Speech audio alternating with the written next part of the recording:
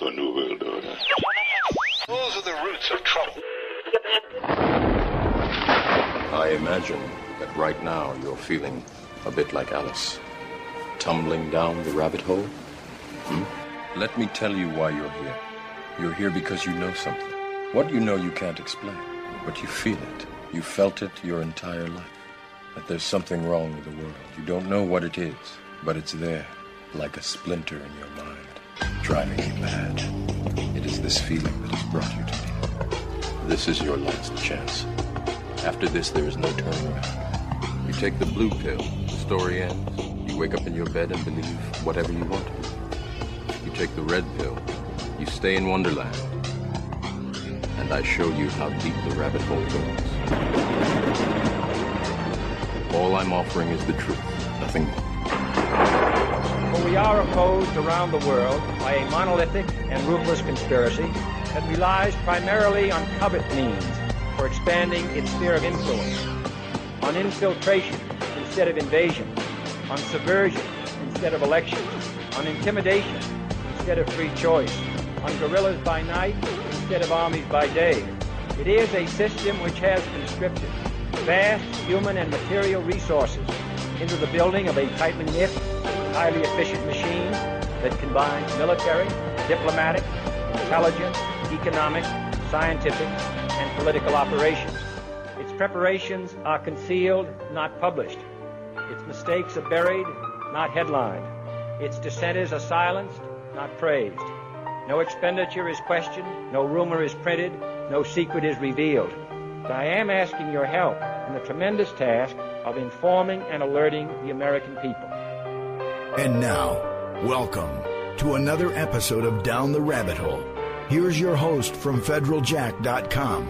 It's Popeye. Ladies and gentlemen, welcome to another live edition of DTRH here on Truth Frequency Radio, truthfrequencyradio.com. If you want to listen and partake, comment, whatever, hang out with the listeners, you can go over to Truth Frequency Radio to the Listen Live section, and you'll see a link for the chat room, or you can go over to federaljack.com, and you can go to the Down the Rabbit Hole Listen Live page, which there is a link right on the front in the upper right, and you can join in with some of the listeners that are hanging out in there. And as always, if I mention things and I have an article or a link or a video or anything, I always throw it in there. So go check it out. Anyway, tonight I'm going to be getting into what's going on in Ferguson, which has been a hot button topic on a bunch of shows. I was actually on Kev Baker's show earlier today talking about it. And I know Joe Joseph was just talking about it. I know he had Lionel on. It was pretty cool. They were talking about what was going on there. I know he was talking about it with Ken as well. Tonight I'm going to be doing episode number 4 of a series I like to call Conversations with a Cop. My good friend, Sergeant John Shirley. He's a member of Oath Keepers and a member of Law Enforcement Against Prohibition. Tonight we're going to be tackling what's going on in Ferguson, and we're going to be tackling the war on drugs.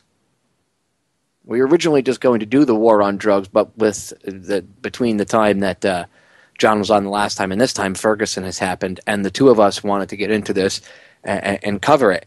And I wanted to give fair coverage because I wanted to give I wanted to get a perspective of someone who was in law enforcement on it, not to take the side of the cop and say, oh, what he did was 100% right or anything like that. But I think it's good that if we're going to have a conversation about this, we have someone's perspective who is still active in law enforcement. I call him a peace officer because he's not one of these dirtbag power abusing cops. He's actually a peace officer, and I don't, police, peace. So I choose to use peace officer for Sergeant Shirley, him and I don't always have to agree. That's the beauty of having friends. You don't always have to agree with them, or just regular guests. But in all fairness, John, in full disclosure, John and I are friends. But I don't have to agree with everything he says, and I don't know. We haven't gotten into it. We will find out if we have slight differing opinions. I'll say on certain things when it comes to Ferguson. But I think it's important to get the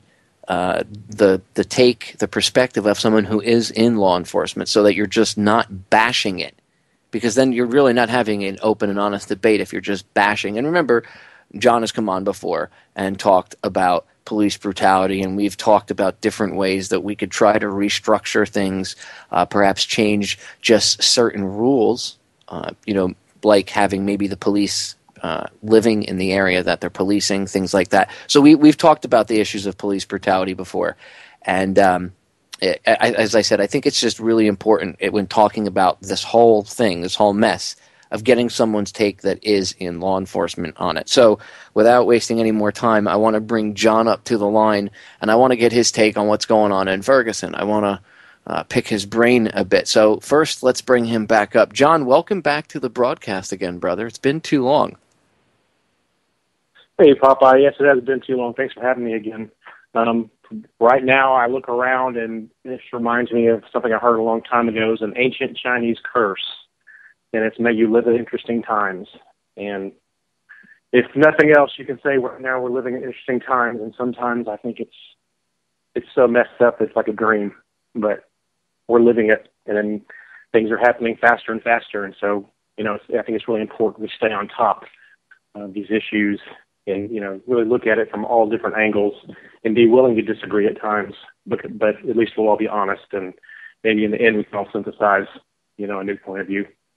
Yeah, but maybe my different take on something over yours might be because I would look at it, maybe, and I won't know this until you'd have a conversation with someone and they have a differing opinion. Is maybe one person in the conversation is looking at it logically, and maybe the other one is looking at it somewhat emotionally without taking in the other factors. And once you get that other person's take, and you have that new set of that new set of information, you can sit and then ponder it again and go, let me plug this in and see what happens. And it doesn't mean you might change and suddenly be like, oh my God, I love the police state, which is, I know you're not for the police state, so it's not that you would be happy about it either.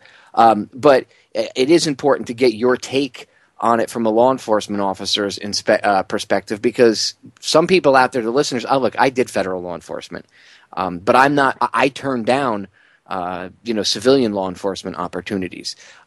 So, I understand it to a certain degree. You have a much better understanding than I do. So if I'm going to have someone on to talk about it with and fire stuff back and forth, and hopefully maybe even have somewhat of a differing opinion, I'd rather it be someone who I respect and can have an open-ended conversation with, where you don't get offended and you understand where I'm coming from, even if I don't fully agree with everything. You know what I mean? And that's important, because the listeners have to hear that so they understand that they can have the same conversations, because that's how we're going to fix this. Absolutely. You know what I mean? That's why. Absolutely. I mean, you're my friend, John, but having you on is also a method of bridging the divide between the average person who's afraid of the police and the police.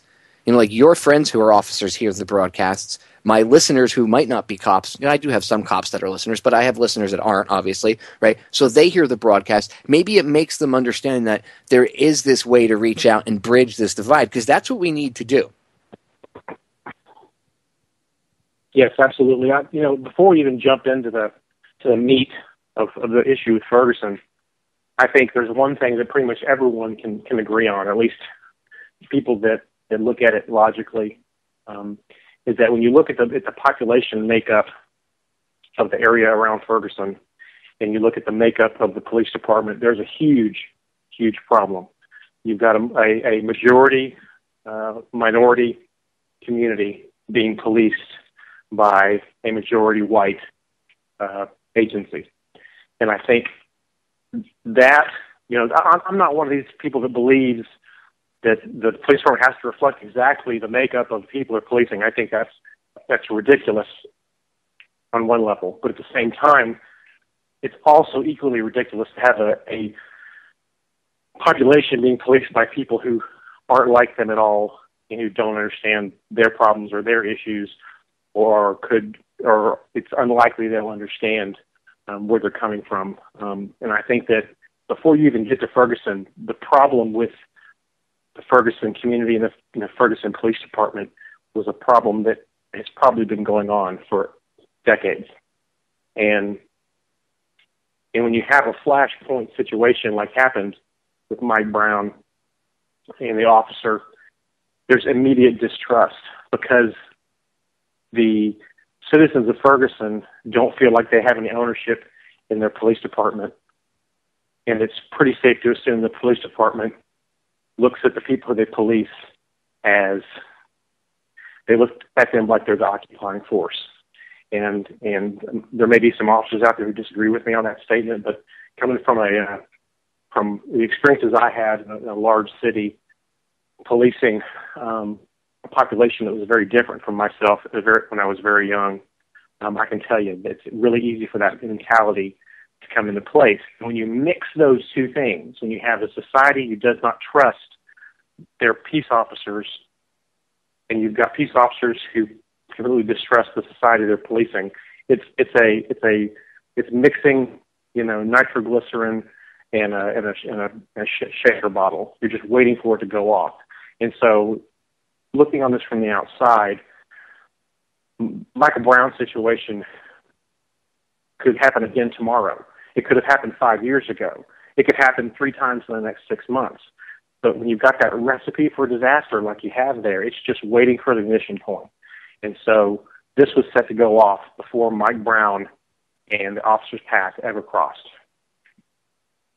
And a large part of it is the racial tension that has been stirred up, and I call it faux racial tension, because it's not the exact same racial tension that was going on in the 50s and 60s. But man, if the powers that shouldn't be aren't trying to bring it back, because they get the media, they get, television, movies, music, these idiot celebrities, whatever, and they push this idea, the news, they push this idea that there is racism. Don't get me wrong. I don't live in some cloud where I think that there aren't racist morons, in the United States and all over the planet. I totally understand there are, okay? And there's racists in every race, color, creed, doesn't freaking matter, okay? But the media is trying to push this divide, and they're doing a good job at it. And by stirring the emotions, by having people like, Counsel on Foreign Relations Jesse Jackson and his buddy Al Sharpton, shit-stirring extraordinaire, they're going out and they're stirring the pot, and they're basing everything they do on emotion. It's like appeal to emotion, John. And then everybody gets riled up and they get pissed off. And I can't look. I blame people for doing their own personal actions. Okay, but I can't. I can't solely just say it's all their fault, those stupid people, because I understand how they've been manipulated. So things like this are going to happen. You know what I mean? And they know this too, the powers that shouldn't be. And then that brings up the whole point of agent provocateurs. You have people on the ground there saying that there's agent provocateurs coming into the crowds and causing a lot of problems. So I know we're getting a little bit ahead of ourselves. So let's rewind a little bit. Let's pick it up from the beginning. I want to get your take on the whole shooting thing. So we don't really know what the straight story is, right? And you're being an officer. You do have. I know. When I was an investigator, when I was in the military, you know people on the inside, so you can make phone calls and be like, hey, what have you heard, or scuttlebutt, as it were. So I'm sure you've heard some scuttlebutt here and there, but I've heard the version of the one version of events is that they were just walking down the street and the officer got out. And harassed him, or whatever, and shot him. Tried to grab him and pull him in the car for no reason, then got out and shot him. Then there's the version that he scuffled with the officer inside the car, and a shot went off, and then he got out, and then he shot him. There's in there is also that he charged the officer. Apparently, the autopsy does kind of support that with the where he was shot and the angles he was shot at from, and some eyewitnesses that say he shot the officer. So, there's a few different things. There's a few different things to it. And I know off the air, I had asked you. I said, "Well, how come you guys don't? Why wouldn't you be, as a deterrent in between like tasing and killing? Maybe you guys should carry paintball guns with pepper balls, and maybe he could have hit the guy with 5 or 6 pepper balls and dropped him. And if there was anybody else that wanted to step up, you could easily turn around and you'd have like 200 pepper balls in the hopper. It's way more bullets than you'd be able to carry in a standard magazine without reloading. So you'd be able to do crowd control too. I'm just throwing it out there. I'll let you answer that as a side thing. But so what have you heard? What's the scuttlebutt? What have you heard? Because there's so many different versions of this story. Is there any information that you could throw out there that you might have heard, like on the back channels, that could be the reality, or do you not think that we'll ever get like a clear version of events? I haven't heard anything on back channels that I would say is, ironclad. I think we should rewind as far back as we can in this, What do we absolutely know? I don't know what Michael Brown's criminal history looked like. I don't know that. But what I do know is that the officer that was involved had no discipline history, which can or cannot be useful, but he's got no discipline history. He did recently receive a commendation from his chief of police. We know with almost certainty that Michael Brown committed a strong-arm robbery about 10 minutes before the shooting. We have video of that. We've got witnesses of that. If you've seen the video, Michael Brown went to walk out of the store with a box of Swisher Sweet cigars. The clerk came around from the counter, following him, engaging him in some kind of verbal confrontation. Michael Brown stopped, even though he had already turned to leave. He stopped and went back to the clerk and assaulted the clerk in the process of stealing those cigars. He committed a strong-arm robbery. Some in the media tried to downplay it as it was a theft. It was not theft. It was a robbery. Sometime shortly after that robbery, it is very safe to assume, well, let me back up. We know that the robbery call went out over the radio. It's also very safe to assume a description of suspects went out over the radio. The officer, what was his name? Darren Wilson, I believe his name? No, it was Darren Wilson, I believe his name. The officer, it's reasonable to assume, heard the description. I believe it's also reasonable to assume he saw Michael Brown and his friend walking down the middle of the street. It's been reported that the box of cigars was recovered along with Michael Brown's body. So wait, they actually did, because I didn't hear about that. So they actually found the box. Okay. So then there's the interview with the woman on Daniel Lesch's show, who her statement came out before the interview with the lady on Daniel Lesch came out before the autopsy results were released, and before the video that was shown on YouTube, where the person in the background was discussing Michael Brown charging the officer. Those two things came out after this interview with this woman who claimed to know the officer personally. And by the way she talked, I heard the interview. By the way she talked, I'm pretty sure she was an officer also. So I'm pretty safe to assume that the officer who or the person who gave the interview on Daniel Lesch's show was an officer, and she relayed that when Michael Brown's body was recovered, the cigars were recovered as well. Okay, so there is I bring it up because then there's enough evidence to say, okay, that he did commit the strong arm robbery. And the only reason why I say that is because it also goes to his mindset. Because as I've talked about in previous shows, the I think it was actually the chief of the police there in Ferguson said that the cop when he first pulled up, he didn't know that Michael was a suspect in this strong arm robbery. But Michael didn't know that the cop didn't know that. So if I'm walking down the street, if I just committed a robbery, put yourself in Michael's shoes. And I'm not defending anybody on either side. I'm trying to, from a neutral standpoint, just looking at it, investigating it, trying to figure out what happened. You got to put yourself in his shoes for a second. If he just robbed a store and he sees a cop pull up and say, "Hey, you, come here," what are you going to think in your head? Oh, he knows I just robbed the store. He's going to bust me for robbery. So whatever went through his mind, you at least have an understanding that even if the cop didn't realize that, you have an understanding that the person themselves was thinking this, and that that definitely had an influence on whatever his actions were, on whether or not he did struggle with the police officer or he didn't. Nowadays I think part of the problem with everybody hating on the cop for shooting him not only is because the kid's black and the cop is white, and of course the media stirred everything up and everything else, but I think it's because there's so many shootings now. It's constantly where every day you turn on the news and there's another police officer shooting somebody, and it's getting to the point where it's just I think everybody as a whole is becoming a worked nerve And that's not the sole reason, but that's one of the the factors in it. And then you have the fact that, again, it's a white unarmed teenager being shot, or excuse me, a black unarmed teenager being shot by a white police officer. And then you have the typical race baiters that go in there and stir the pot and everything else. Again, if he attacked the cop, then I can't say that the cop is not justified in shooting him, because if you attack a police officer physically, you have to expect that they're going to pull their gun out and shoot you. You know what I mean? If the guy was just walking down the street and he shot him for no reason, that would be different. You know what I mean? I would be after the cop's head.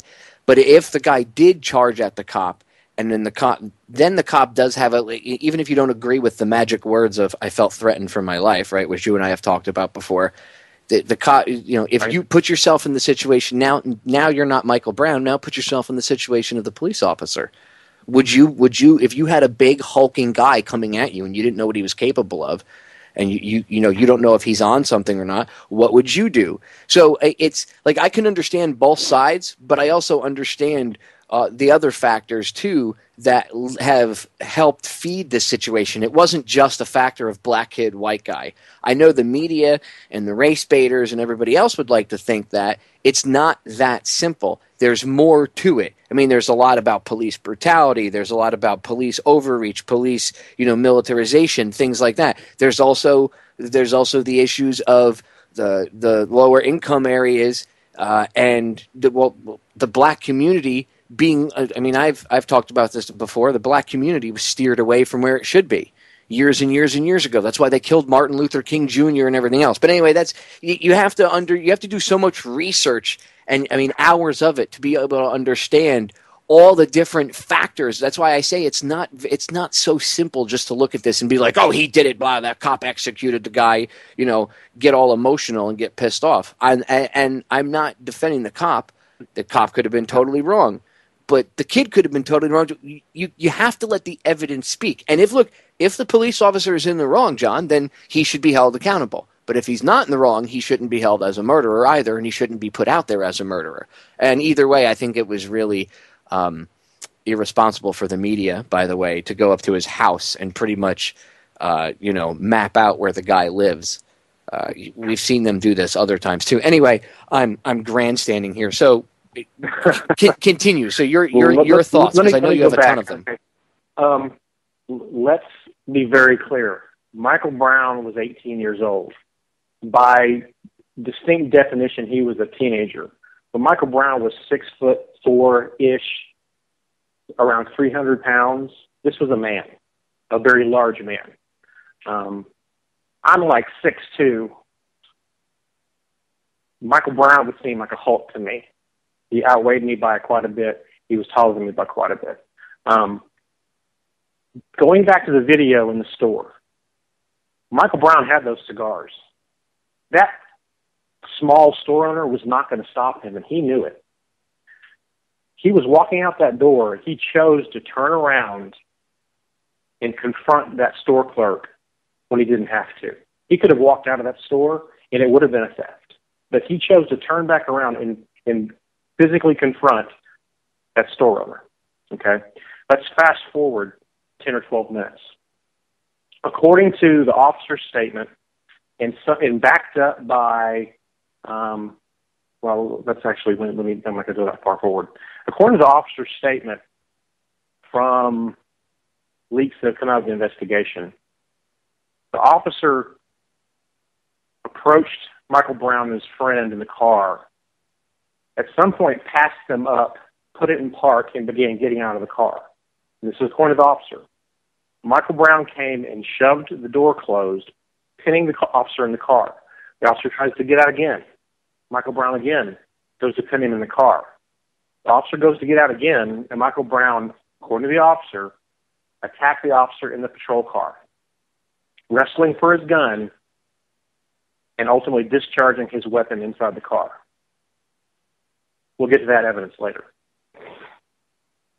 According to the witness on the YouTube video and the woman who called into the radio show who knows the officer, Michael Brown fled when that gun went off. The officer gets out of the car and pursues, pistol out. According to the witnesses and according to the officer's statement, Michael Brown stopped. And after fleeing, he could have ran away, and the officer would have just had to chase him on foot.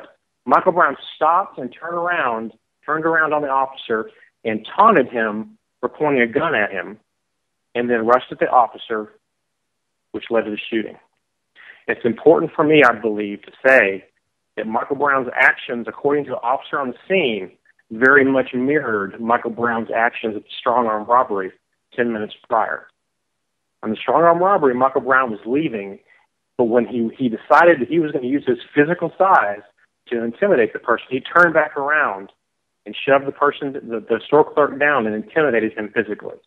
I believe that Michael Brown did the exact same thing 10 minutes later. He fled from the officer whenever the gun went off, got his bravado back up when he got a little further away, and then was mad because the officer was drawing down on him. And he rushed toward him, and the officer shot him roughly 6 times.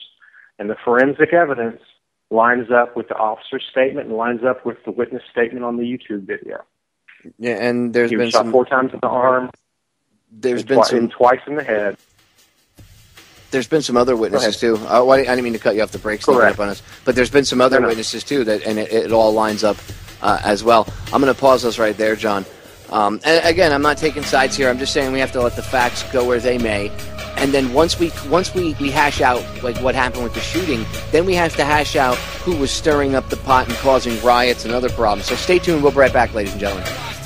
We are back, ladies and gentlemen. So we were going to break. We were talking about the shooting and what happened. And again, this is not the in-depth investigation into it. It's just Sergeant Shirley and I discussing this. And again, he's got the investigator's perspective.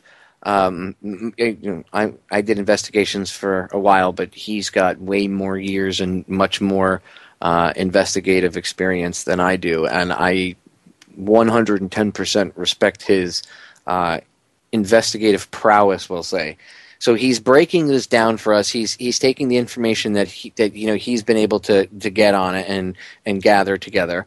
And from what he can see, and his own experience, again, it looks like that this could be wrong. This is just us putting it out what we see and what the evidence has already supported, including the autopsy that was released by his parents, that he was facing the officer, that his back wasn't turned, which means he was aggressing towards that. The story of him aggressing that not only the officer but other multiple eyewitnesses said happened did very indeed, or at least the evidence shows. Well, see, we won't say it 100% did happen, but it looks like it did happen the way it's being portrayed, not only by the officer but by the eyewitnesses. Now, I can tell you that I'm 5'5", I'm 170 pounds, okay, and I'm in good shape. I'm a scrapper. I've fought people. I have a tendency to want to rather, grapple with my hands than kill somebody with a gun. I've taken people on that were 6'5" and 250 pounds. I've taken big guys on before when I was much younger. Now that I've gotten, and even into my current age, but I can honestly tell you, if I was in that situation, especially knowing like how my leg is, there is no. I mean, I can run for short distances if I have to, if I'm very well motivated enough. But let's be honest, there is no running the mile for me. And big dude, if I was that cop, big dude would probably mow me over like a freight train. So if I was going to put myself, again, you have to put yourself. A smart investigator will put himself in the position of the individual that they're in this situation, and of both of them, not just one or the other, but both. And if I was in the police officer's position and I had this guy running down, he doesn't know if the guy's on meth. He doesn't know what's going on. All he knows at this point is this guy already tried to if the story of him pinning him in the car and then the struggle for the gun, and if all that's true, I can understand the mindset of the officer shooting at him. I can not that I might not, you or I might not find it awesome that a life was taken. I don't think that the officer that did it thinks that the life that he had to take, I don't think he's partying about it. I don't think he's high-fiving. I know we often see that. And I think, again, I know that's a huge part of the problem is that you have police officers that do abuse their power and they get caught, high-fiving each other after they kill somebody or something, and it's disgusting behavior. And it gets to the point where it happens so much, the general public is now just completely, every time a police officer steps out of line or does something or does anything, or there's an officer-involved shooting. And I have to be honest, even myself, to a certain degree, if I hear there's an officer-involved shooting, I even am tainted to the point where I'm like, what did the cop do now? Who did he execute? And it's because it's happened so many times, but we have to be careful to not allow ourselves to have that taint the evidence. Now, that being said, if the shooting went down the way it looks so far, and it looks like that he aggressed against the police officer, then I can understand. It's a tragic situation. That's why I said to John off air, it's like a perfect storm of events that came together, and that often when you see a real tragedy, not something where it's a cop being an idiot and overreacting, or the other way around. When you see something like this, I often, when you research it and you investigate into it, it's like a perfect storm of events that came about and led up to this. Now, I can honestly tell you again, if I was in the officer's shoes and I had somebody his size bearing down on me, I would have pulled the trigger myself as well, and I would have lit him up. And a lot of people say, I don't understand why cops shoot so many times, and I'm sure John can attest to this, because cops are trained to start shooting when they come up, and I don't know if they still do this, but I know they used to do this back in the day. They were trained to start shooting as they're bringing the gun up on target. That's why often, a lot of times, you'll see them unload 6, 7, 8 rounds as they're coming up, and you'll see the person hitting the leg 2 or 3 times, hitting the thigh, hitting the chest, and then upper torso area, because they're coming up on target. There's that, and they're also trained to fire until the magazines are empty. Now, I don't know if they still do that, but I know that was the way, one of the ways that they were trained to shoot. And again, people always say, well, shooting and death and killing, just happening too much and blah. It is. There are times that defense and force like that is justified.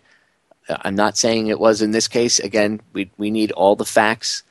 All I'm saying is I know that the general public is so tired of the abuse of power and the killing by the bad cops that even if you have a legitimate situation where there is a justified shooting, we'll say, or a clean shooting, as they would say, it's not, or a good shooting. It doesn't matter what you do; it's going to be tainted because of all this pent up anger and resentment towards the police brutality and the previous murders and deaths and stuff that's happened. John, thoughts? There are no winners in this situation. Period. Well, the people who were actually directly involved, there are no winners. I think the news media and the poverty pimps and there may be some winners there in the grand scheme of things. There are no winners of the guys involved. Michael Brown's dead. He may have gone on to great things in his life. We don't know. The officer, his career is over.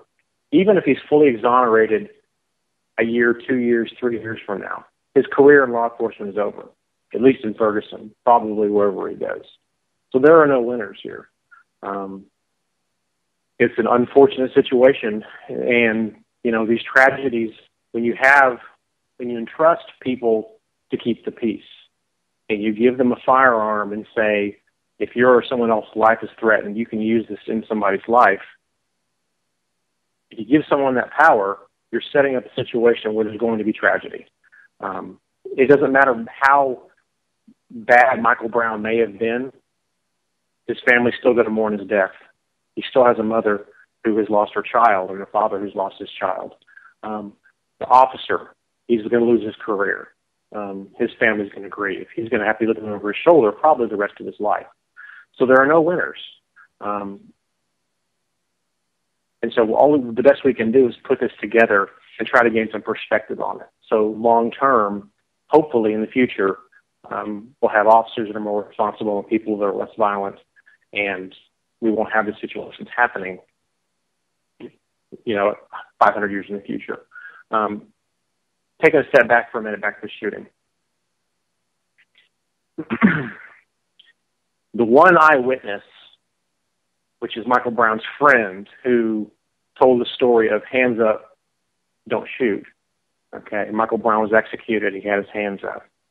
He's already been proven wrong by the forensic evidence from the private autopsy done by Michael Brown's family. as far as I'm concerned, his credibility has already been undermined, and you can throw out a whole lot of what he's had to say. I can't tell you why his friend has lied. My best guess is he probably was, when initially he was questioned, he was probably worried because he had knowledge of the strong-arm robbery leading up to this shooting.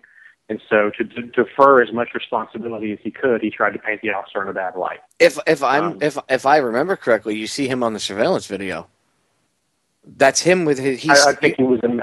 He was in there with him. You see him in the surveillance video of the robbery. You see him because he's got a particular type of hairdo that's very easy to pick out in a crowd, and it's the exact same hairdo of the person that's standing next to who's the other guy who's supposedly Michael in the surveillance video.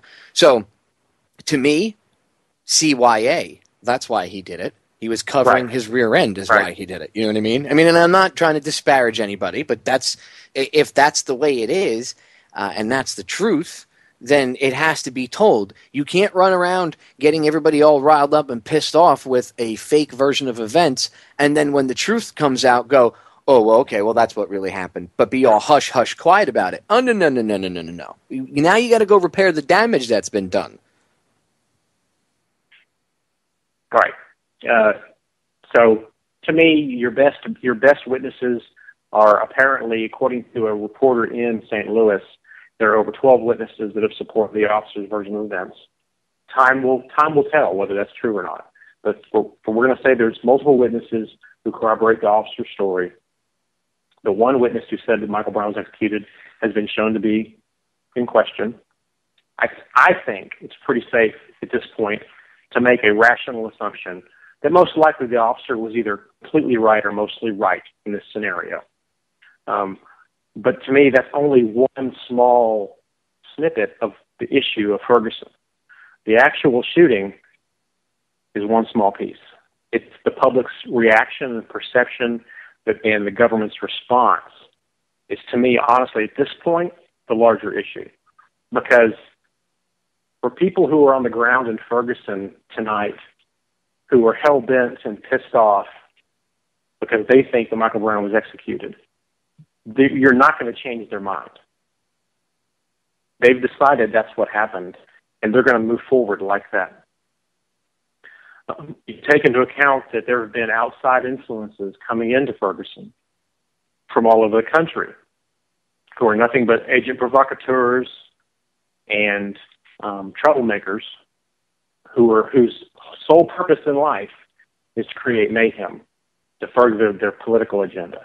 So the shooting, as far as I'm concerned, is a done deal. So now I think it would be smart to look at what happened in the aftermath. And I've done, since we first talked about me coming on the air about this a week ago, I've done a lot of reading and a lot of listening on this. And my understanding is the first night after the shooting, there was legitimate rioting the first night after the shooting. You had the Quick Trip burned to the ground. You had the convenience store. I say burned to the ground, burned up. You had the convenience store where the strong-arm robbery took place burned up. You had general mayhem. Police response would have been City of Ferguson Police and St. Louis County Police. That is what set the tone for the next 3 or 4 days as far as I'm concerned.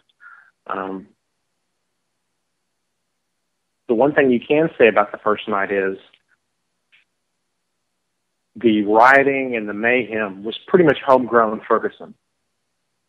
It hadn't yet gained the national attention yet to get the outside influences coming in and causing problems.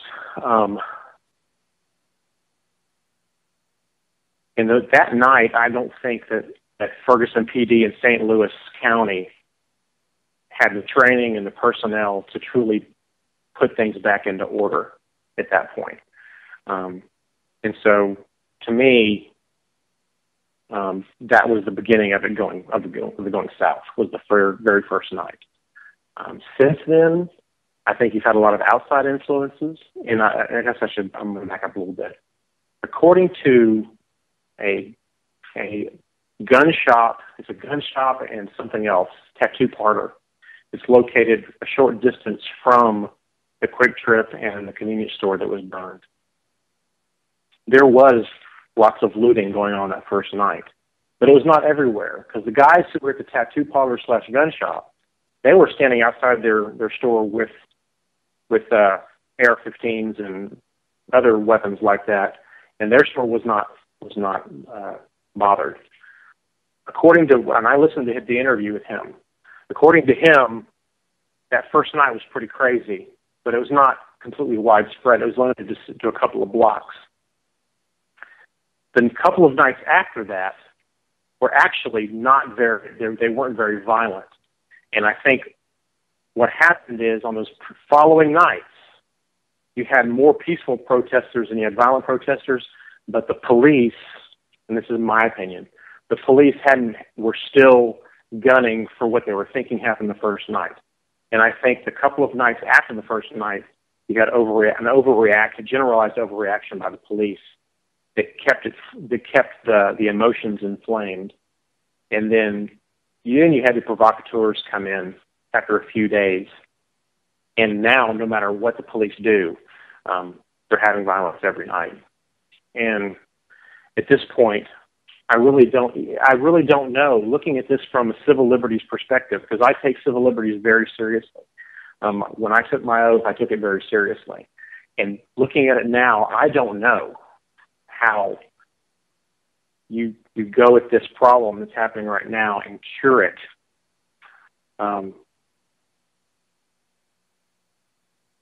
In a peaceful way where the police don't have to act heavy-handed. And I hate to say that because I don't know what the solution is. I've been doing my job for 20 years at the police department. I spent 10 years of that on a riot control squad who trained all the time on riot control. And I'm telling you, I'm looking at what's happening there right now. I don't know what they're going to do other than give it time and let it smolder out. I mean, maybe you have some thoughts on that, Popeye, but I'm just at a lack of words on where to go from here. And I think it's been mishandled to some degree by the police. And I think it's been mishandled on the civilian side because there's been agitators that have come in and stoked the flames of discontent. And it's an unwinnable mix. And I don't see an exit route that happens quickly and keeps people from getting hurt. And so I'm at a loss for words. What's that expression? It's just, once is happenstance, 2 times is coincidence, 3 times is a pattern. Twice already I've seen, and I don't like, you know my personal feelings on coincidences. Twice I've seen the police stand down. Twice, while there was looting and rioting go on. And now I bring this up because I see this quite often in other scenarios too, where it's questionable about rioting and stuff, where there might be legitimate anger, but then, agent provocateurs come in and cause issues and inflame tensions and then throw Molotov cocktails and stuff. And in those situations, like the G20 protests and stuff, you see the same thing. Militarized police, but before they come out, there's a stand down where there's rioting and all sorts of hell breaking loose, and then they come out almost like the reaction to it. So I almost wonder, part of me, and you can color me the conspiracy theorist in me, whatever you want to, whatever someone wants to label me, but part of me looks at that and says, I wonder if they did that because they, to justify going in and, hey, look what's going on. We need to go in. Because, I've heard people actually bring this argument to the table, saying that we need the cops to have armored vehicles. Did you see what was going on in Ferguson? Can you imagine if that happened here? I'd want the cops to have armored vehicles. And you see the police, the state trooper, that's in charge down there, he's been on, and people have questioned him about it, and he's like, well, we used it to rescue somebody that was in a really dangerous area. So the justification, they're trying to find any little thing to justify having, Bearcats and MRAPs. and everybody running around dressed, in full military regalia. And I understand that there's riots, and you guys are worried about your, as a law enforcement officer, you're worried about your personal safety. Remember, I did federal law enforcement. I know. I went through a lot of the same training. I get it. But from someone who's not drinking the Kool-Aid anymore, you know what I mean, and not you know what I mean. You're not even drinking the Kool-Aid, but you know what I mean. When you're around those people, or when you're in a job like that, you're usually surrounded by the very same types of individuals, like law enforcement types, and when you get away from it, you actually get a different perspective. Because I used to be very hardcore, like screw them, tase them. I used to watch cops for fun.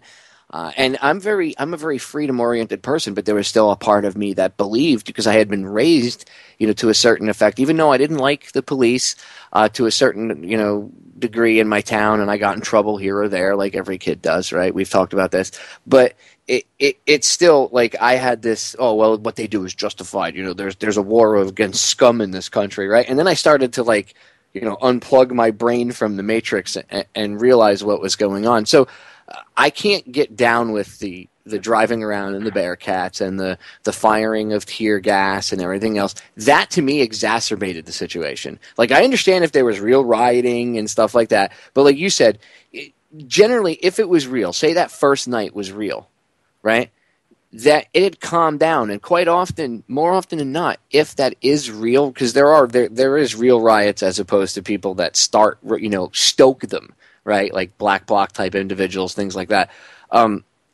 You're going to need some sort of release to calm the situation down, because it brings all that emotion, to the surface. It is going to boil over. So yeah, you will see genuine rioting and stuff like that. And I can understand to a certain degree, maybe forming a line and not allowing it to come further up, and get further, spread further, trying to contain it into an area, and then, try to calm the situation down. But going in dressed like G.I. Joe and firing tear gas and everything else and using LRADs and then driving around, literally creating the very scenario that we have all, when I say we, freedom-minded individuals, people that have been talking about this for years, whatever you want to call us. I hate the term conspiracy theorists, but, for lack of a better term, what all the conspiracy theorists have been saying for years, that they're going to use this equipment on the very streets of the, no, they won't. You'll never see that for when there's protests and things like, you guys are crazy. Now you see it, right? Now it's right in your face. It's right there. And they're trying to find every little reason to justify the existence. So to me, the whole fact that there was a stand down twice, it's a little bit shady. Your thoughts? Yes, it's shady, but looking at the entire scenario, I think they were out of their league and they didn't know what to do. And so, let me couch this in the idea that I do believe there is an element of problem, reaction, solution going on here. And I'm not going to point fingers at who's pulling the puppet strings or who stands to gain in the end, but I do believe that is an aspect of what's going on here. And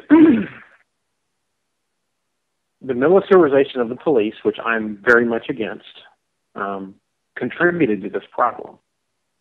When it contributed, I can't say exactly. The first night, the problem should have been contained. They should have closed off that area,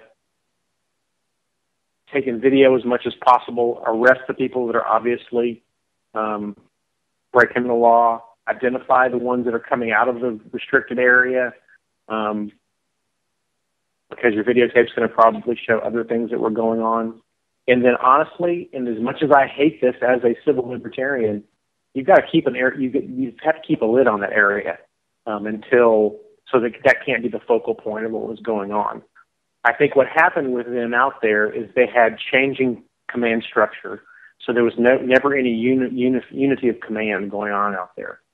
First, it was a city, then it was a county, then it was a state, and so there was no unity of what was going on. And so the hope was, I'm sure, every time someone would be put in charge, the hope was, well, we're going to sit back and see if it happens again.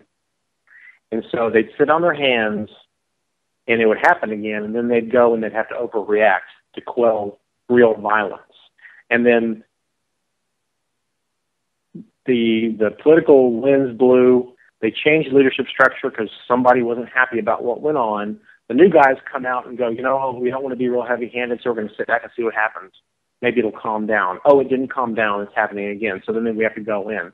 And so you had a cycle of inaction followed by what could be argued as overreaction. But I think mainly it's because you've got groups of people who don't know how to handle a riot situation. And there's probably a bunch of causes of that. I don't have a whole lot of faith in the riot control training that went on in Ferguson PD in St. Louis County. I come from a very large agency. We trained all the time in riot control, but you know what? We haven't had a true riot in the area where I have been involved for decades, okay? And I was trained well. I'm not sure that the group that I trained with would react correctly in a real live riot situation that went on for days and days. I can tell you for sure that Ferguson PD, St. Louis County, and even state troopers with Missouri State Patrol, I can tell you they don't know what they're doing. Because my agency gave probably some of the best training that's probably available nationwide. And I'm not sure that we would have done the right thing. So what this all equals out to is that you've got continuing violence, cycles of violence, because nobody knows how to fix it. And when someone doesn't fix it in a short amount of time, you pass it off to somebody else, and it becomes somebody else's problem. And then for a day or so, then that person's the new savior. He's going to fix everything.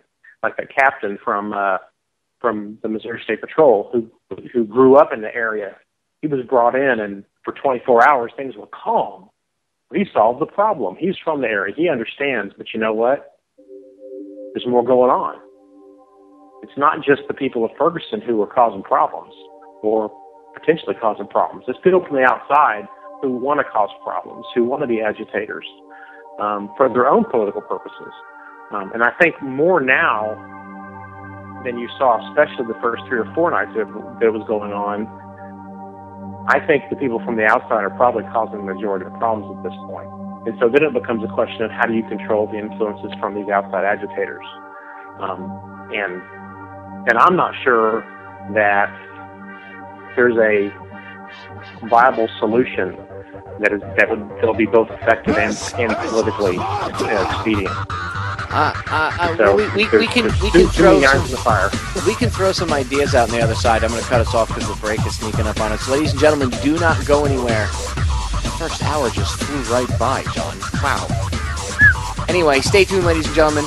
Hour 2 coming up. 3 short minutes. We're going to stay on Ferguson for a little bit longer, and then we're going to get into the war on drugs. Do not go anywhere. We'll be right back. Ladies and gentlemen, we are back with hour number 2 here on tonight's live edition of DTRH, otherwise known as Down the Rabbit Hole. I'm your host, Popeye from FederalJack.com. It is August 19th, 2014. Wow, is the year just flying by? Blinked and it's already August. Wow. Anyway, it's almost the end of August. So, hour number 1, we were joined by my good friend, Sergeant John Shirley, and he's hanging out with us here for the second hour. He didn't go anywhere. Member of Law Enforcement Against Prohibition, one of the founding members of Oath Keepers, all-around great guy.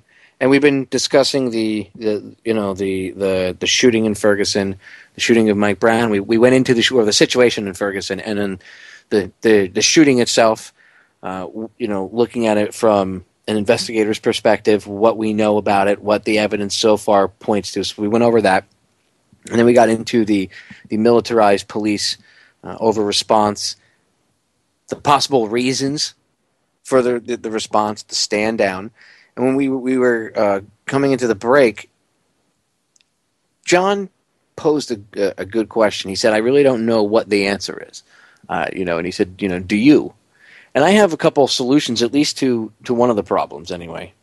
And that would be the outside influence. there's two things at least that, and it could be even more, but there's two perspectives on that, or there's two, not even perspectives, there's two different avenues that come off of that. One, you have people that are controlled by the government going down there, and then you have very real idiots that for their own personal reasons will go down there and cause problems. So you have, two sets of morons coming together and converging to do bad stuff, both in a sense out for themselves, but some of them only for petty little reasons like theft, or because, some people really, just like the Joker said in the Dark Knight, the second installment of the Dark Knight trilogy, some men just want to see the world burn, or some men just want to watch the world burn, I think is how he said it. And that's exactly, some people are just about looting and being punks, and because that's the persona that they buy into.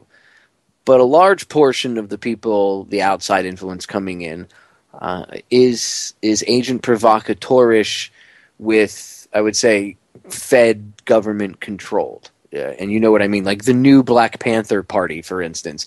They're nothing like the old Black Panthers. I've talked to a couple of members from the old Black Panther Party back in the day, over the years, and they've agreed with my assessment of how I've broken down, and I have to do another show about this, but in fact shows, but how the black community, since when Martin Luther King Jr. was walking around, they were trying to twist it and control it, but then they killed him, and then all these other leaders that they took out, and how things have been tweaked and everything else.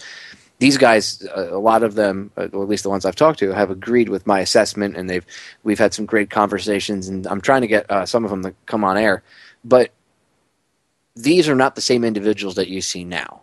This new Black Panther Party is totally, we'll say, powers that shouldn't be controlled, federal government controlled. And there's evidence that I know the FBI is connected. John, I want to say CIA too, but I can't nail it off the top of my head. Is it CIA or FBI that the head has connections to that you've heard of? I can't remember. I'm going to have to look it up while I'm chatting with you here. But I know you've heard at least FBI connections with the new Black Panther Party, right? I heard that one of the people who actually had been seen causing or stoking the flames in Ferguson is a known FBI informant. So what's really going on? Who's really pulling the strings? I don't know. But you've got a known FBI informant involved in helping create mayhem and encourage rioting. You've got to scratch your head and wonder what's really going on. Well, even if they're only connected to the FBI, which usually is how it works, it doesn't matter. He would be controlled, controlled opposition. The FBI could come out and say, "Oh my God, they're in town. Beware! They're going to cause opposition. They're going to cause problems." And then they get the go ahead on the back end. Go ahead and cause problems. Do your thing. Go out and rabble rouse.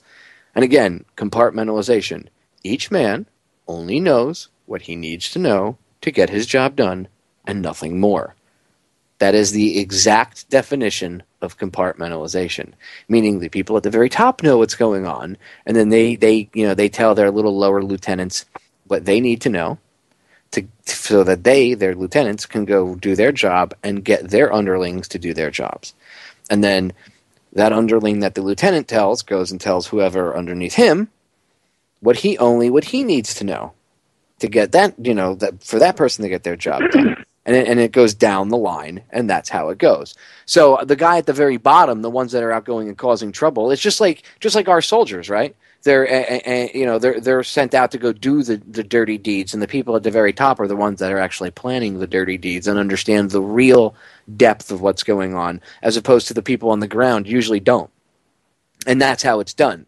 Anybody with half a brain and 5 minutes of research and understanding of how any of this stuff works, these power structures work, understand, and that's how it is. Anyway, I see a lot of this controlled opposition, John. I see a lot of at least 50% of the problem is controlled opposition, and then you do have genuine people coming in as well that are pissed off. And then if you remove them, the other is, like I said, you do have these lower level scumbags that they'll try to come in and get whatever, whether it be money or just because, like the Joker said, some men just want to watch the world burn. It all depends, but I find that at least 50% to 60% of it is fomented. And then it's like, if it's got connections to the FBI or DHS or whoever, why? Why would you allow them to go out there so that you guys could? Is this a practice run? Is it a way of? Is it a way of not so much practice run for martial law, but is it a way of them getting the general public used to seeing this type of event? You ever think of that?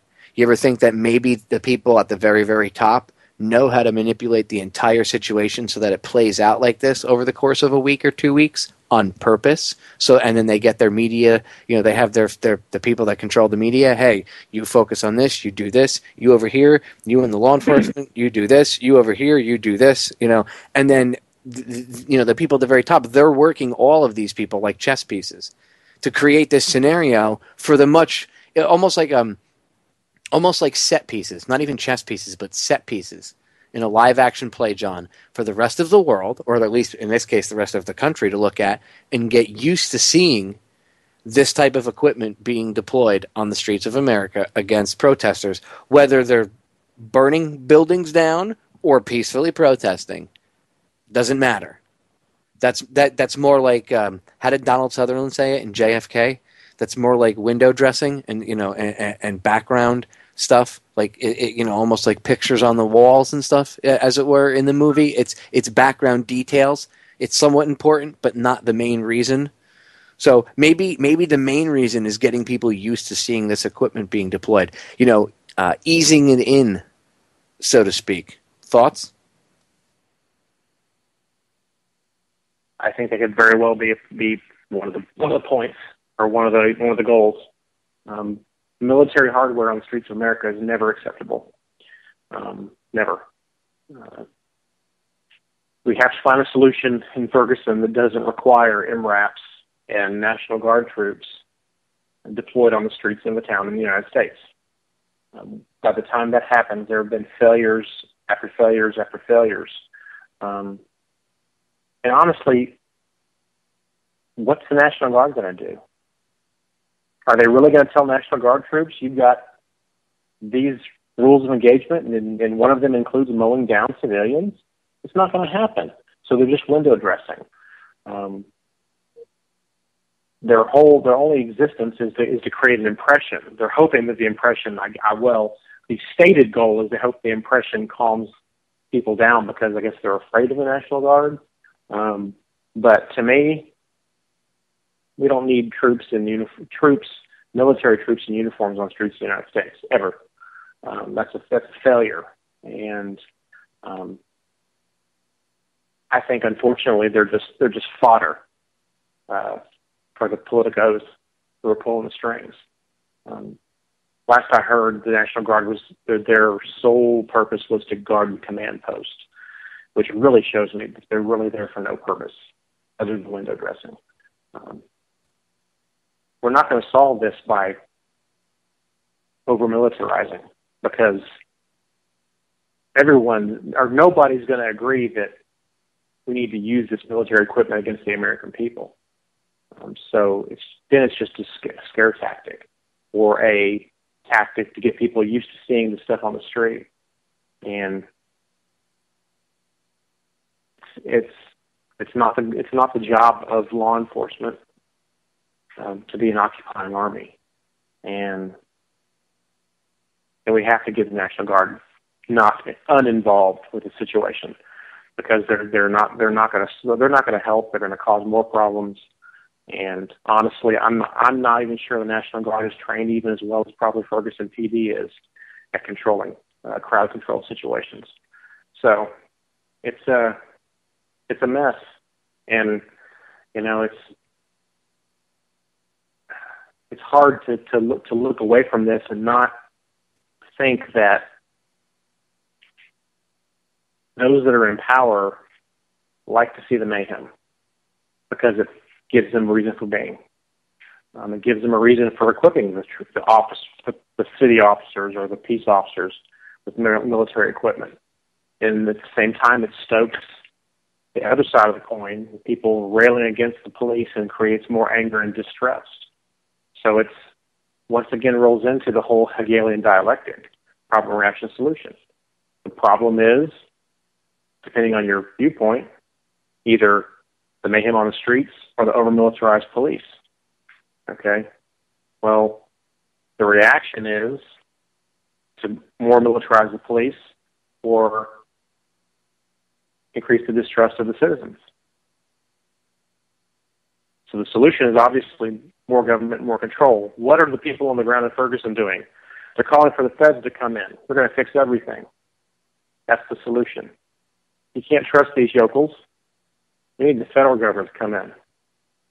So it's a bad cycle, and until the cooler heads prevail and the truth comes out, and hopefully time gives everybody a little perspective on this issue, there's going to be no winning it. I'm sure to the agitators on the streets, they want to see this officer strung up. In fact, I heard on a radio show that some of the protesters were asked what could happen that would make you stop protesting. And the answer was they wanted the officer arrested, the chief fired, and they wanted more jobs for the people in their community. Nowhere in there was their desire for the truth to come out, for the full story to be told. They want the officer arrested, the chief fired, and more jobs. So there's nothing that's realistically going to happen in this situation. Well, I say realistically. I guess it's possible they could arrest the officer, no matter what the facts are. But there's not going to be satisfying results. They're going to get these protesters to just all of a sudden decide to disband. Well, I mean, even arresting the officer isn't going to solve any problems. I mean, even what would that do short term? And then when the guy goes to court and then things are presented and they say, no, this was just, let's say it was a justified shooting. We'll just say, just for the sake of argument. And then, but they arrest him anyway, and it goes to court, and then it was proved it was justified. You know, say there's overwhelming proof it's justified, and or the jury just finds that it's justified. Either way, that's how it works. Look what happened with Zimmerman. They arrested him purely on political reasons, and for political grandstanding / trying to appease a certain group of individuals, and it ended up still not working, right? The guy, whether or not you agree with him getting off, of the charge of murder and being released, it doesn't matter. That's not the point. The point is they made a spectacle out of him by arresting him and made an example out of him, and everybody cheered and everything. But when it went to court, he still got away, right? He still, if you're pissed at him, you're like, well, he got away with murder. So he still got away. So then, arresting him's not going to do anything. I don't see any real solutions being brought to the table. Well, they need more black police officers in there. But the problem is you don't have people in order to enforce the laws, you have to have an education. You have to have of law. And I'm not saying all the cops, whatever their hiring standards are. I'm sure they have to have some sort of background, academy, whatnot. How are you going to fund all these people to go through that? Who are you going to select? Okay, I totally get with getting more black police officers, but how are you going to get people to want to be cops and go through all that training and go through, like, say they want 2 years of college or something and then go to the academy? How are you going to get people to stay on the track if they need something? And I'm not picking on them, because they need something up front to pay the bills. I've been in that situation, so I understand. How do you get someone to go jump through the hoops for 3 years to get all the training required if they can't afford to pay the bills now, and they need to work 12 hours or 14 hours a day in order to make ends meet? How do you expect, you know what I mean? So, like, there's a lot of unrealistic expectations.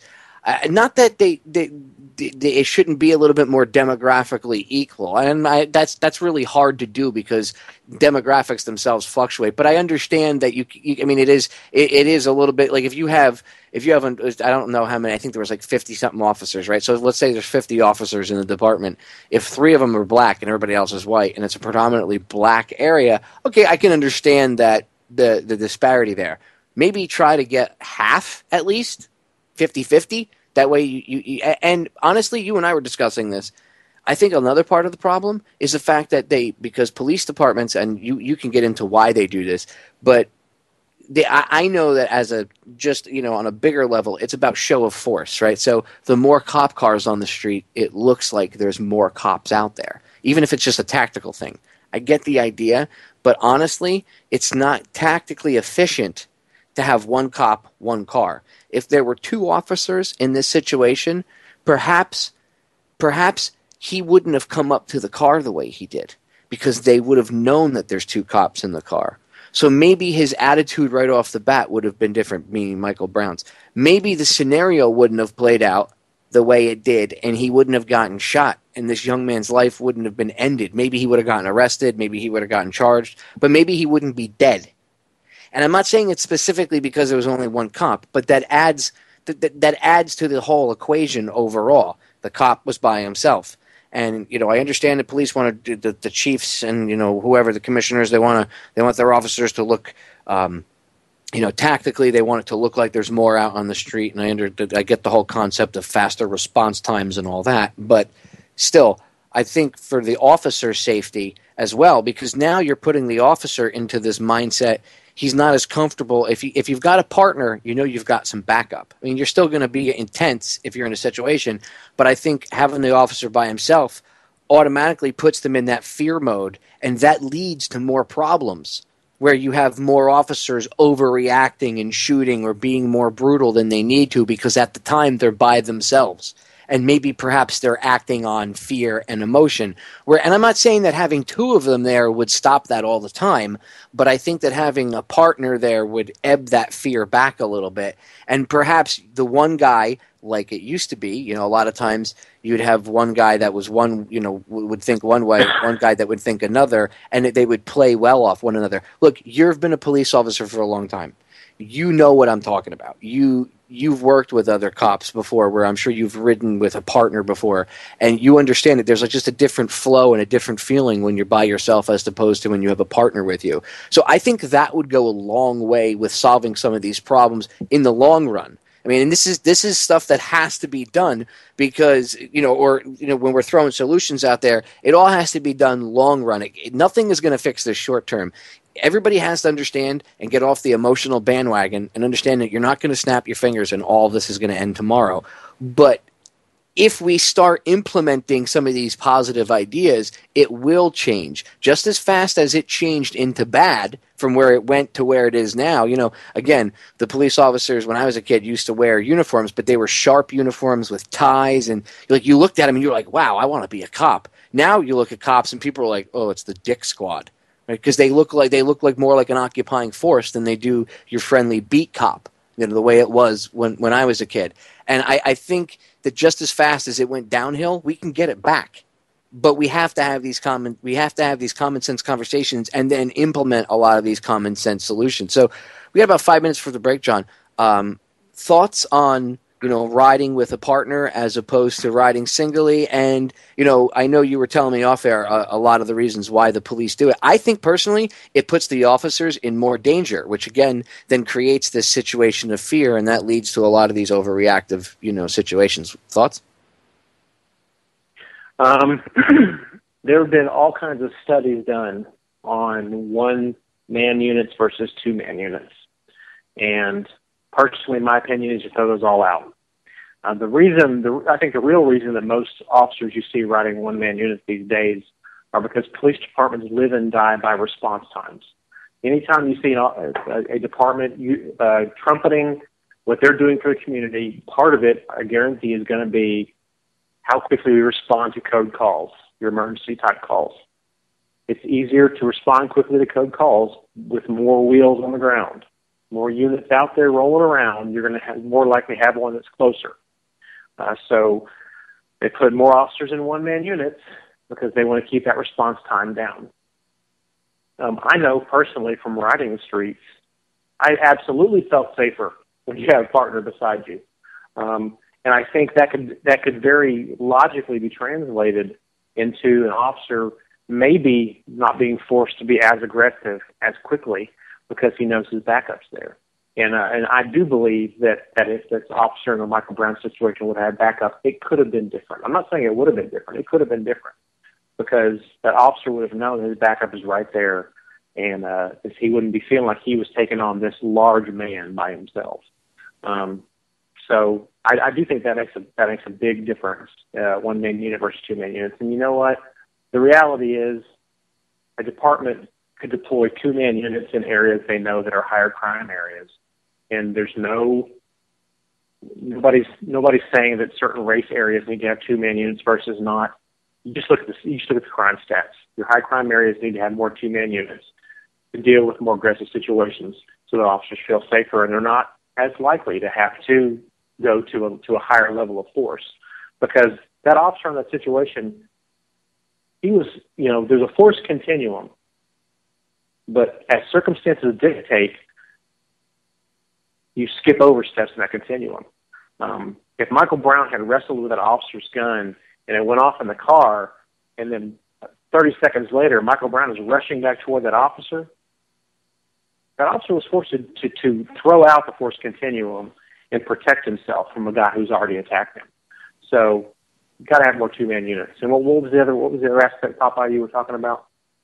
Well, I had asked you off air why they do, why they don't really do it, and was it just a show of force thing, or was it other logistics included? And you covered that pretty much. Which, I mean, honestly, I think that's just one aspect of it.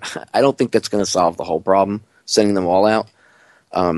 Solutions. Oh yeah, you asked me about or you were talking about going forward, and I think that it's going to be a long haul for Ferguson PD and for St. Louis County, but they've got to figure out a way to get buy-in by the people of Ferguson into what their officers are doing, and I don't know if that's increasing the number of minorities in the police department, if that's having a citizens police academy so that you have people in the community that are aware of the kind of things that officers go through.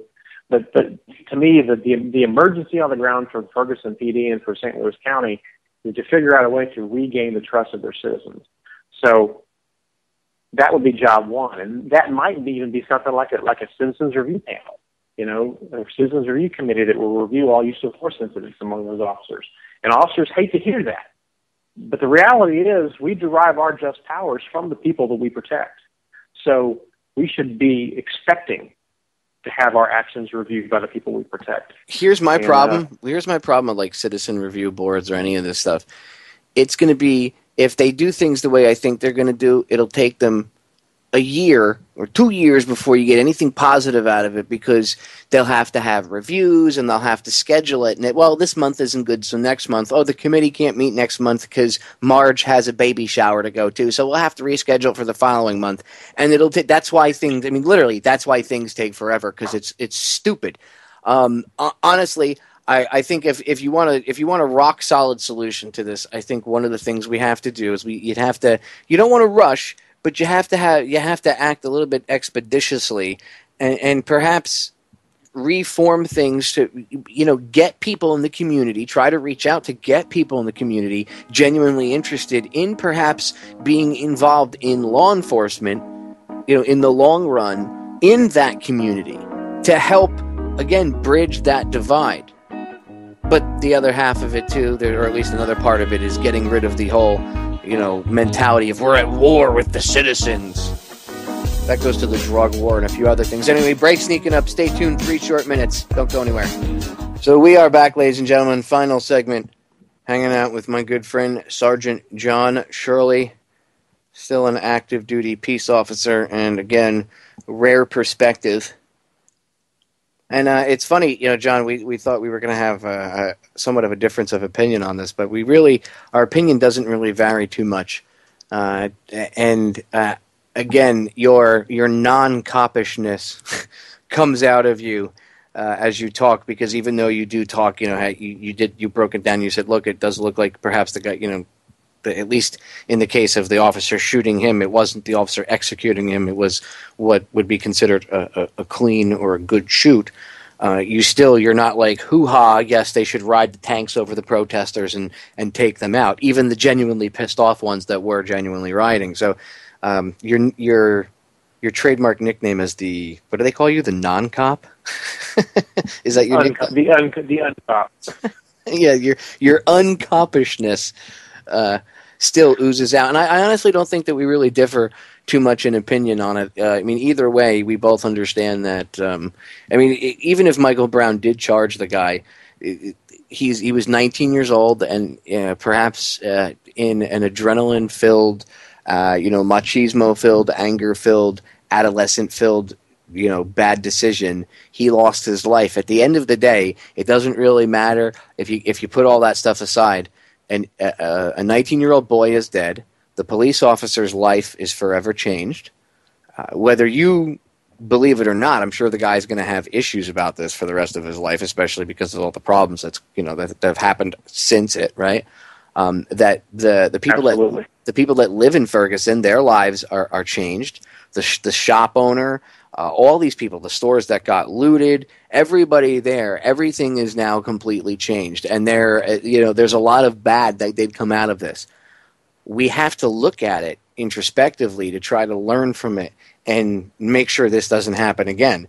Now, a lot of people, again, are pissed off about the whole military style reaction by the police departments. Now, you and I originally, and we'll end up doing another show, where I guess we can rip the war on drugs more proper, but we have about 23 minutes. So, and this needs to be said, the whole reason, or one, and that's not the reason, that the real reason behind the scenes, but the whole justification for these vehicles was originally war on drugs related. They started arming with the 1033 program. It wasn't just to really fight. I mean, they said to fight crime, but it was always under the guise of the war on drugs, because cops were getting killed when they would do, raids on houses and stuff. And I understand the whole, you serve a warrant, you kick a door in, you might get shot. That's genuine. You get shot, well, it is your job. Marines get shot doing their job, and they do the same thing. They kick doors in. There's kind of an inherent risk in doing that job. So one shouldn't take that job if you go. I mean, yes, you should go out of your way to protect yourself, but you can't go around screaming every time, well, I got shot at. Well, that's what you do for a living, is get shot at. If you don't want to get shot at, don't do it for a living. What can I tell you? You know what I mean? Like, if you don't want to get shot at, don't do what you're doing for a living. Don't be a police officer kicking doors in, or serving drug warrants, or fighting the war on drugs. Don't try to be a drug warrior, we'll say. So, with that being said, I don't agree with the militarization of the police. I'm not happy about it. I'm not happy about whatever excuses they use for it. War on drugs, this, whatever that. I know much deeper. It's crap. It's garbage. From a police officer's perspective, from someone who sees this firsthand, I'm sure you've seen Bearcats or MRAPs and stuff being used by SWAT teams and stuff. Since the time you came into now, do you see that they've used the war on drugs like a vehicle to turn regular urban police departments and civilian police departments into this quasi-military force? Oh, the war on drugs, that's the house organ excuse for pretty much everything that a police department does, with maybe the exception of quote-unquote terrorism. When I came on, you saw narcotics units every now and then, but probably within a couple of years of me coming on, it was all about funding and overtime programs and new equipment for the narcotics squads and this specialized unit and that specialized unit, but they always tied in the war on drugs aspect, because that's where the federal money flowed. If you tied it into the drug trade or the fighting the drugs, you always got that extra money. And to me, it comes down to all these agencies that they run. At some level, they're run like little fiefdoms, and they want to increase their budgets. They want to increase their manpower. They want to increase their special projects.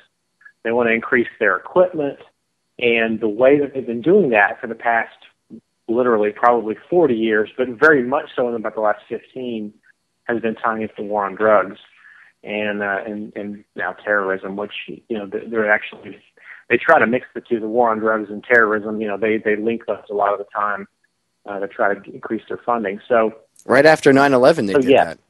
that. Right after 9/11, I remember absolutely. the commercials, about smoking pot. And, if you smoke pot, if you purchase pot, you are supporting Al-Qaeda and terrorism. Really? Really? I'm supporting terrorism if I smoke a joint? And I immediately saw through it. I was like, most of the people I know smoke homegrown stuff here. And I know bin Laden doesn't get any of that money. So how is cannabis cultivation, backing terrorism? Heroin production backs terrorism. Cocaine smuggling backs terrorism, but let's not talk about that, CIA. Let's just continue to do it under the radar. Well, what's really happened, in my career is we filled up the prisons with minor drug offenders, which means that there's not room for other people. Instead of putting people in programs, to help them to treat a medical condition, an addiction, we're talking stronger drugs here. Instead, we're throwing them in prison, where you're teaching people to be career criminals, and they come out with a record and they can't get a job, and so they have to turn to crime then. So to me, the war on drugs is just a cooking pot for the decline in society, and we're not solving any problems, especially when it comes to marijuana. We're giving huge swaths of the youth a criminal record and immediately cutting them off from enjoying the things that the non-drug users get to enjoy. And so we stigmatize them, and so they're further forced into their subculture. Their buddies who don't have jobs and who are stuck in the drug culture. And it's a self-fulfilling prophecy, and we're losing large percentages of our youth in every generation to the drug war. When your minor cannabis users are not the boogeyman that we've all been sold since we were young children, as far as what's causing all society's ills. And until, as a society, we choose to stop pushing our youth into the idea that they're going to enjoy a recreational substance and all of a sudden they're criminals, well, we're normalizing criminality. Well, you know what? If I'm a criminal already, then what do I care if I do this or this or this? If we looked at marijuana more like, going to a bar and getting a drink, or going to the store and getting a six-pack, you take all the glamour of being radical out of it, and it becomes a normal substance that people can enjoy as adults. And we won't be putting people in jail and spending all this money to house people who, at the very worst, have an addiction that should be solved with a treatment program instead of caging somebody. So to me, the whole premise of the war on drugs, if it was 100% focused on your hard drugs, and it was focused on the production level and the organized importation level, I could almost get behind that. Nobody's going to defend, I say nobody, very few people are going to defend powder cocaine use or mainlining heroin. And as a libertarian, I'm not even sure those should be illegal. But what I'm saying is, I could almost get behind it if you're talking about substances that alter the mind to that level. But I cannot get behind it at all when you're talking minor marijuana, cannabis, usage, especially, or possession, because I can't get behind it at you're all. Creating more problems in society. I can't get behind any of it. Like the what it's become. I mean, let's be honest. One of the reasons it's so prolific is the private prison industrial complex, right? Because Absolutely. they need to have a certain percentage of, or they want to have a certain percentage of the prison filled. And what's the easiest way to fill a prison? With non-violent offenders, such as drug addicts. And you're making more hardcore criminals by sending them in there. It's almost like sending them to criminal boot camp. That's what they're doing. And then people come out like maybe someone goes in for selling coke or selling heroin on the street corner to feed their own habit or whatever. And then they come out of jail. Now they get put in prison for 5 years, and they come out, and now they're more hardcore, and now they up their game. Now they start doing like strong arm robberies, and perhaps they knife somebody, maybe they shoot somebody. And why? Well, maybe they wouldn't have gone down that road. Yes, they would have, because they were selling drugs, Popeye. Well, did you ever think maybe if you would approach the situation differently and didn't just put them in, again, boot camp for criminals, then they wouldn't have learned certain things. Being around other more hardcore individuals, they learn things. This is very well known. This is not something that you and I are just coming up with either, John. You know, so if they really wanted to solve the problems of society, they would know not to just stick people inside of concrete cages with bars on them. But they don't care. It's all about housing people to make money, and then once you have those people in those units, you know, where they have them housed, well, then now they've turned them into private slavery, because now they farm them out to these big companies, right? And they'll say to if you call customer service at 3 o'clock in the morning and you're happy that your customer service agent speaks perfect English, well, I have news for you. The reason why your customer service agent speaks perfect English is everybody's like, oh, they brought the jobs back to America. Oh, they brought them back all right, but they're not building a call center out in the middle of nowhere. What they're doing is they hire they have the prison, the prisoners themselves will be the labor. And the prison will, either have a facility built on the property, or it will have a facility turned into a call center, and sometimes at the expense to a certain degree of the company. But it's still cheaper for them to do that because they don't have to pay, meaning the company, they don't have to pay for and quite often, and more than not, because they're private, the private companies just build the stuff and then they market it out. But even if a company had to pay a little bit, kick in a little bit of money to perhaps, help the prison construct one of these buildings, it's still cheaper for the prison, for them to pay the prison and even kick in a few bucks, okay, to help with the construction costs, if there was any in that situation, than it is for them to go out and build their own building or buy a building and then staff it, insure it, water, electric, everything else, and then pay for everybody to be there.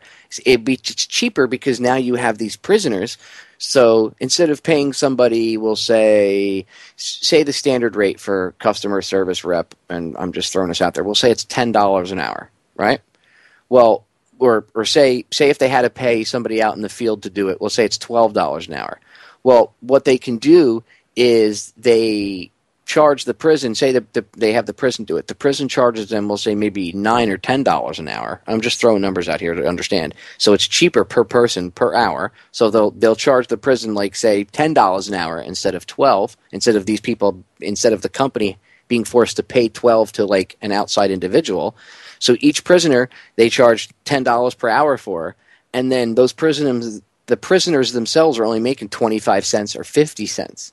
So where does all that income that the prison gets? Well, it goes to the prison itself. And then I'm sure the warden gets a bonus for being a good boy and, continuing his job and doing his things. And I'm sure people up the food chain, or maybe even some lower down the food chain, get bonuses here or there. But for the most part, that money pads the pockets of the people that own the prisons. And then to top it off, the prisons have deals with these local cities and counties and the states, and they have contracts with most of the states that they have to keep a certain percentage of, like say, and some of it's on state level, some of it's on county level, depending on where you live, where you go.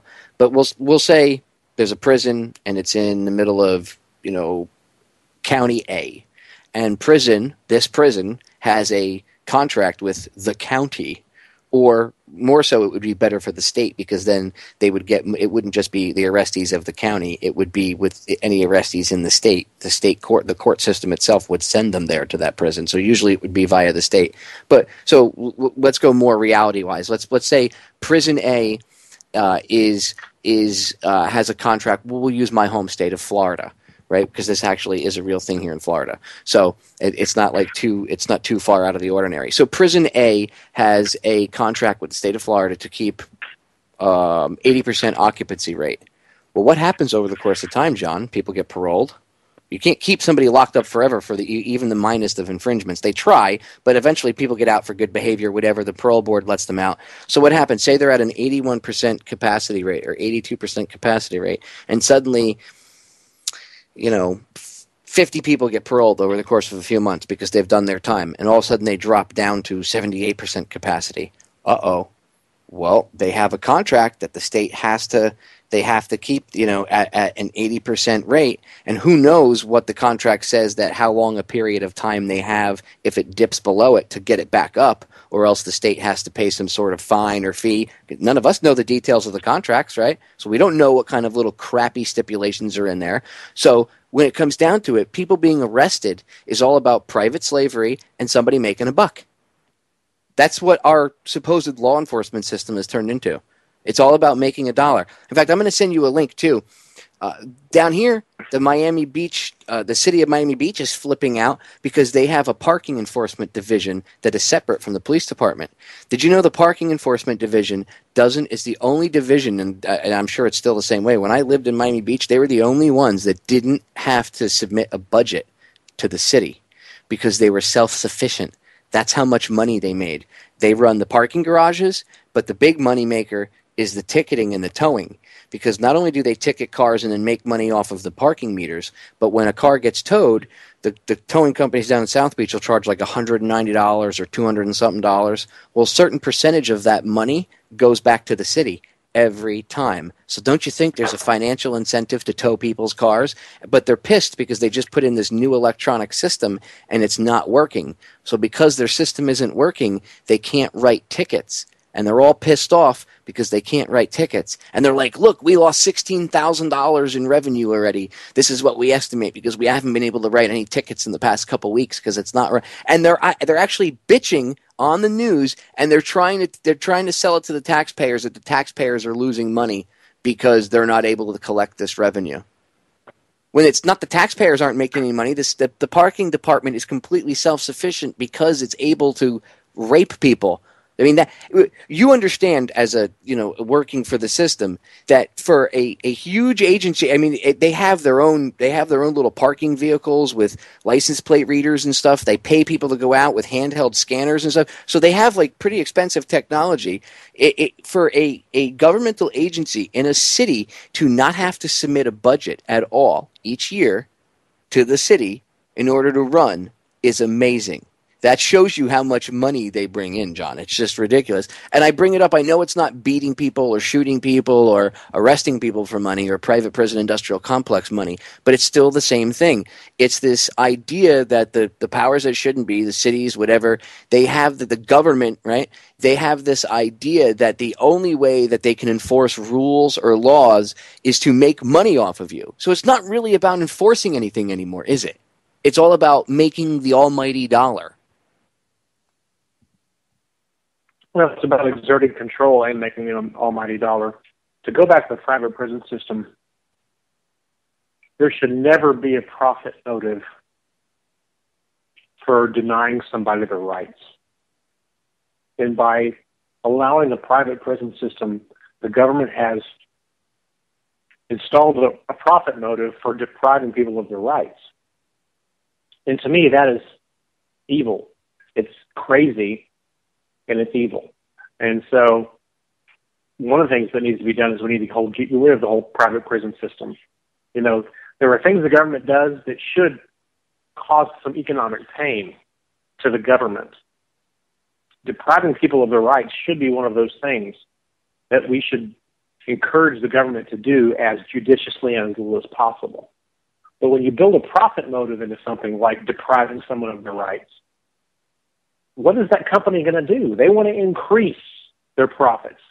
So they want to increase the number of people who are incarcerated. So they're going to not only, encourage additional arrests and incarcerations, they're going to pay lobbyists to lobby for tougher drug sentencing laws and for other laws to be toughened up and for, mandatory sentences to be put in because they want as many people as possible in their prison. So that's number one. Number two, the whole idea of government is they want to extract as much money from you as possible in as many ways as possible.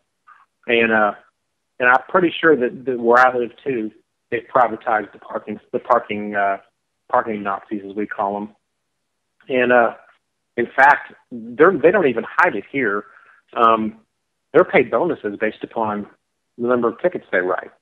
So once again, you're incentivizing extracting money from the citizens, which, it kind of harkens back to government is the problem. I think we need a government or government at some level, but government becomes the problem whenever their whole reason for being is extracting your money and taking your freedom away. I mean, what kind of world do we live in where that's our government? They want to take your money and take your freedom. So the system's broken, and until the people stand up collectively and demand that things get righted again, we're going to get more of the same. And it's just not just only at the ballot box, because you can only do so much at the ballot box as far as I'm concerned, because I'm not even convinced that what goes on at the ballot box is legitimate. So people have to get educated and get active. Well said. We got a few minutes left, John. Final thoughts, on the whole Ferguson situation. Maybe everybody needs to keep their head on a swivel, but stay calm. I think,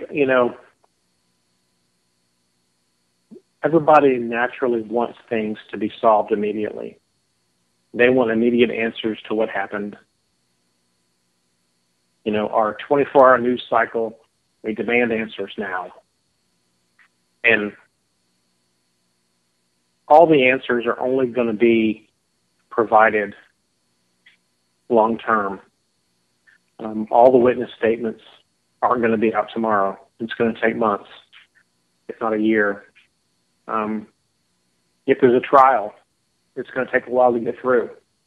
And so I would hope that the people out in Ferguson would listen to everything that's going on and all the statements that are coming out, and the rhetoric will back off a little bit. And if the officer's in the wrong, he needs to go to prison, period, without question. But at the same time, if the officer was in the right, or if Michael Brown was in the wrong, well, you know what? We need to stop burning things. We need to stop rioting. And you know what? If the guy who's burning a car down the street is not from there, is not a citizen of Ferguson, and he's just causing problems, well, we need to figure out a way to get him out of there. Because burning up a town based upon what looks like to be a lie, it does not serve anybody's purpose who lives in Ferguson. It serves the purposes of the powers that shouldn't be, that want the mayhem at certain levels, because it allows them to further militarize the police and to further drive that wedge between the people and the peace officers, so that the people don't trust the cops and the cops don't trust the people. And that way they're more easily controlled. So I just want people to break their programming, go out there, introduce yourself to your local peace officer, get to know him, have a conversation with him. There's lots of officers out there who are oath keepers, whether they call themselves oath keepers or not. And those are the guys you need to get to know and to encourage. And you need to also encourage your. I recommend that the local officers do the same with their. If you're an officer and you hear this broadcast, you do the same thing. Being afraid of one another. Like the cops are afraid they might not make it home, and the citizens are afraid the cops are going to overreact and do something bad or whatever. That's what's furthering this divide between everyone. And I think at the end of the day, people need to realize that there is no difference between the police officers and us, because we're all humans. It's just a job they do. Officers, that's just a position and a costume you wear. People, it's just a position they do. It's really not who they are as human beings, and we need to understand that. Anyway, John, we're out of time. Thank you so much for coming on again. As always, it is a pleasure and an honor. Ladies and gentlemen, Sergeant John Shirley. We're getting back on to get back into the war on drugs even further and break things down. Anyway, we are out of time. So I always tell you, the solutions to our problems, ladies and gentlemen, are an inside job. Be the hero I know you all are inside. I love you all. We're out of here.